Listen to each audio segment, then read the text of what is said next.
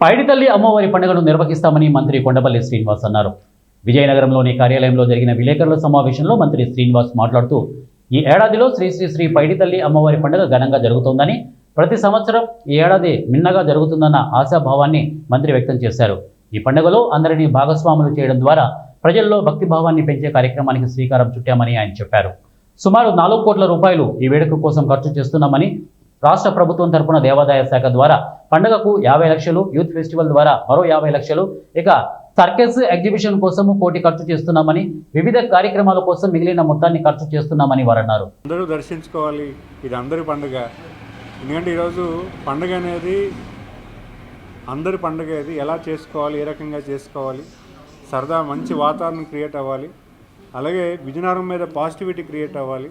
విజయనగరం ఇమేజ్ని పెరిగేలాగా చేయాలి. ప్రతి సంవత్సరం కూడా ఇంకా అంటే కొంచెం షార్ట్ టైం అయ్యాము, ఇంకా కొంచెం ఒక 2-3 నెలలు ముందుగా ప్లాన్ చేసుకుంటే ఇంకా సులభవంతంగా చేయొచ్చు. మరి మీరు చెప్పినట్టుగా ఇంకా సింప్లిఫైడ్గా చేయొచ్చు. దాన్ని కూడా మేము నెక్స్ట్ ఇయర్ నుంచి జాగ్రత్తలు తీసుకుంటాం. మనకి పండగకి ఎండోమెంట్ డిపార్ట్మెంట్ 50 లక్షలు ఇచ్చారు. అలాగే యూత్ ఫెస్టివల్ కింద 50 లక్షలు నిన్నే శాంక్షన్ చేయడం జరిగింది. అది కూడా 1 వీక్లో మనకి అమౌంట్ వస్తుంది. అంతేకాకుండా మన సరస్సు ఈవెంట్ ఏదైతే ఉందో దాన్ని ఏర్పాటు చేయడానికి కూడా సుమారు 1,10 లక్షలు కూడా ఇవ్వడం జరిగింది.